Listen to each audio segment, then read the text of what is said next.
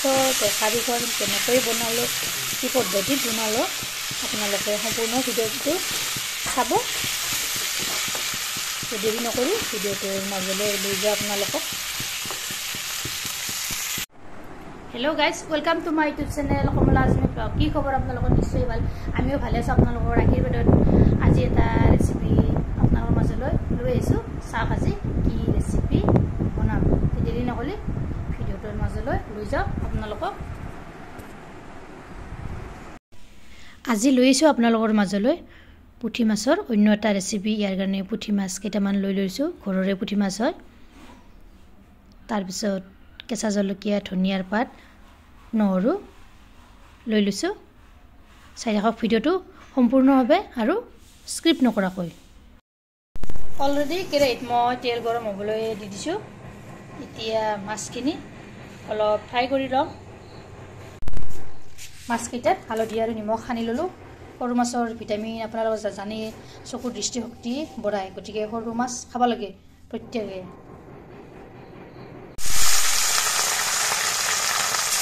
এতিয়া মাছকেইটা মই এৰাই দিলোঁ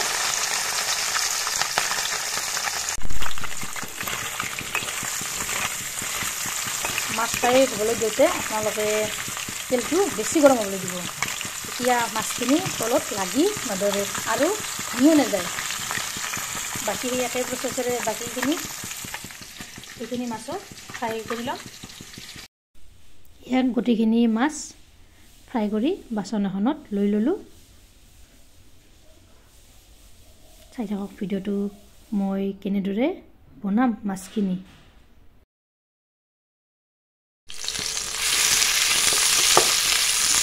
সেইখিনি অলপ ৰং চুঙোৱা কৰি লওঁ পিঁয়াজখিনি নিমখ দিছোঁ এচামুচ যাতে পিঁয়াজখিনি সোনকালে নৰম হয়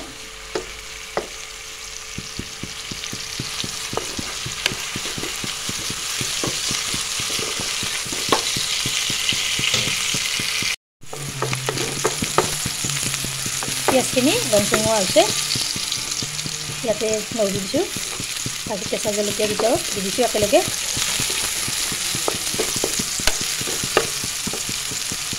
হালধি গুড়ি দিলোঁ এচামুচ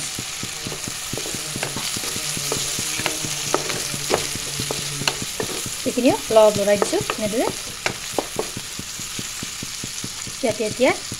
ফ্ৰাই কৰি থোৱা মাছকেইটা দি ল'ম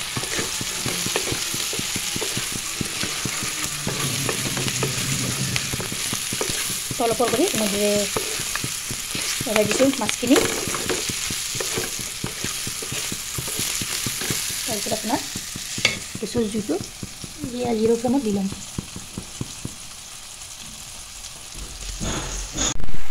ইয়াতে ধনিয়া পাত কেইটামানো একেলগে দি দিলোঁ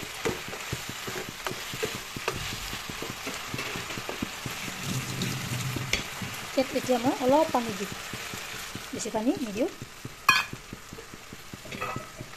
যাতে মাছখিনিৰ লগত পিঁয়াজখিনি খাপ খায় সেইকাৰণে অলপ পানী দি দিছোঁ পানীখিনি এইখিনি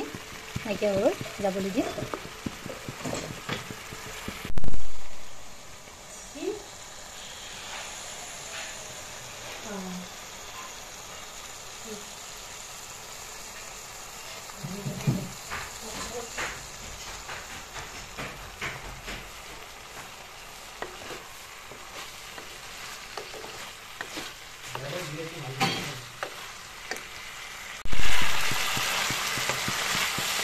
এয়া দেখিছেনে পানীখিনি নাইকিয়া হৈ গৈছে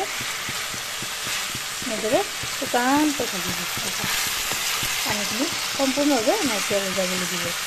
এনেদৰে তলপৰ কৰি লৰাই দিব এনেদৰে সৰু মাছৰ জুতি ল'ব আপোনালোকেও ভিডিঅ'টো ভাল লাগিলে লাইক কৰিব শ্বেয়াৰ কৰিব কমেণ্ট কৰিব আৰু মোৰ চেনেলত যদি নতুনকৈ চেনেলটো ছাবস্ক্ৰাইব কৰিব লগতে ফেচবুক পেজতো ফ'ল' কৰিব ধন্যবাদ জয় আই অসম